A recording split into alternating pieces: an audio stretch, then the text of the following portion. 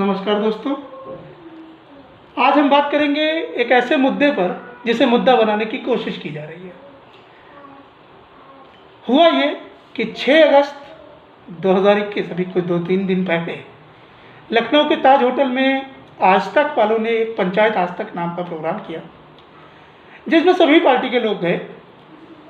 शाम को उसमें माननीय मुख्यमंत्री उत्तर प्रदेश योगी आदित्यनाथ जी भी गए और एक सवाल का उत्तर देते वक्त, हालांकि वो सवाल इस संदर्भ में था नहीं, लेकिन जैसे कि भारतीय जनता पार्टी के लोगों की आदत है, उनका कोई सवाल कोई भी जवाब इन चीज़ों के बिना पूरा नहीं हो सकता।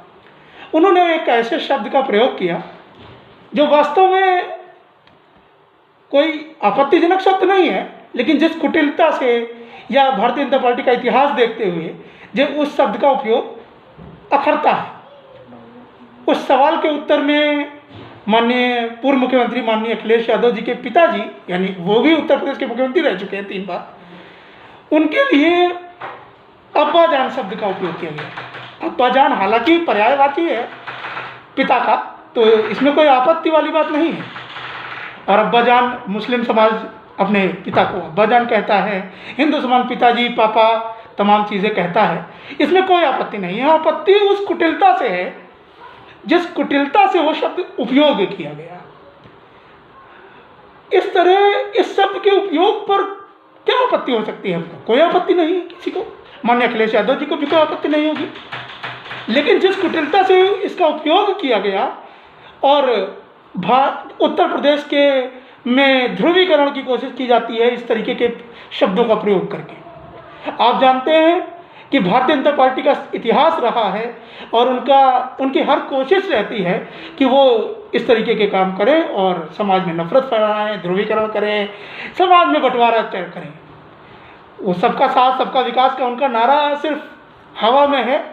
ज़मीन पर क्या स्थिति है वह या असलियत क्या है वो हम आप सब अच्छी तरह जानते हैं। जो भी व्यक्ति भारतीय जनता पार्टी को जानता है वो इस बात को बहुत अच्छी तरह जानता है। तो इसमें जो सबसे बड़ी बात है वो ये है कि उत्तर प्रदेश का चुनाव बहुत नज़दीक है।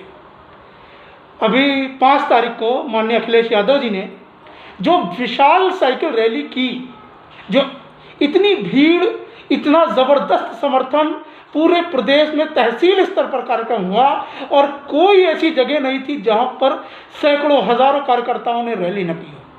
लखनऊ में माननीय अखिलेश यादव ने स्वयं 10-12 किलोमीटर साइकिल चलाई और उनके पीछे लोगों का जो हुजूम था वो देखते बनता था। मुझे लगता नहीं कि उत्तर प्रदेश के इतिहास में ऐसी भीड़ किसी और नेता के पीछे खड़ी होती होगी। और जो लोकप्रियता है माननीय अखिलेश यादव जी की, उसके आगे विपक्ष का कोई नेता टिक नहीं पाता। और उस रैली के बाद से भारतीय जनता पार्टी में एक तरीके का कि उसे क्या कहें, एक तरीके की कुंठा आ गई है, एक तरीके का डर पैदा हो गया है, खौफ पैदा हो गया है, जो उनकी भाषा में झलकने लगा है। माननीय मुख्यमंत्री जी ने अब्बा जान कहा, उनके एक मंत्री जी ने अखिलेश जी को बादशाह कहा। तो इन शब्दों का प्रयोग करके समाज को बांटने की कोशिश है। मैं बस इतना कहना चाहता हूँ कि उत्तर प्रदेश का चुनाव और उत्तर प्रदेश की जनता इस बार आपके बहकावे में नहीं आने वाली। इस बार का चुनाव ये शब्दों पर नहीं लड़ा जाएगा, मुद्दों पर लड़ा जाएगा और सड़कों पर लड़ा जाएगा। हम इस बार जनता के हित की बात होगी, जनता के मुद्दों की बात होगी, शमशान कब्रिस्तान की बात नहीं होगी। इस बार ईद और रमज़ान की बात नहीं होगी। इस बार बात होगी जनता के असल मुद्दों की, जनता की ज़रूरतों की, जनता की बेरोजगारी की, बढ़ती हुई महंगाई की बात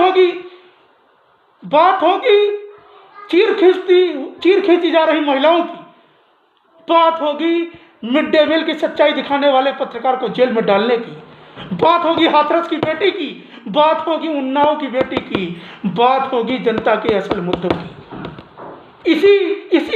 इसी चीज़ से जनता का ध्यान भटकाने की ये सारी कोशिश है। लेकिन उत्तर प्रदेश की जनता इस देश की राजनीतिक रूप से सबसे समझदार जनता है। वो इन दिखावों में, इन बहकावों में नहीं आने वाली और पूरी तरह से वो समाजवादी पार्टी के साथ है और आप देख लीजिएगा, जब भी रिजल्ट आएगा उत्तर प्रदेश की जनता पूर्ण बहुमत की, जबरदस्त पूर्ण बहुमत की सरकार समाजवादी पार्टी की माननीय अखिलेश यादव जी के नेतृत्व में बनेगी और हम 400 सीटें जीतकर 400 सीटें अपने नेता के हाथों को मजबूत करेंगे। और जो उन्होंने 400 सीटों का वादा किया है, हम पूरी ताकत से लड़कर अखिलेश यादव जी को 400 सीटें जितवाकर उत्तर प्रदेश का दोबारा मुख्यमंत्री बनाएंगे। मेरा आह्वान है अपने समाजवादी साथियों से कि सभी भाई अपने निजी स्वार्थ, निजी प्रतिस्पर्धा को छोड़ दें और एक उद्देश्य के लिए काम करें कि हमें माननीय अखिलेश यादव जी को दोबारा उत्तर प्रदेश का मुख्यमंत्री बनाना है और उत्तर प्रदेश की जनता को इस असंवेदनशील सरकार से मुक्ति दिलानी है। यही हमारा एकमात्र उद्देश्य होना चाहिए। बहुत बहुत धन्यवाद साथियों, बहुत बहुत धन्यवाद।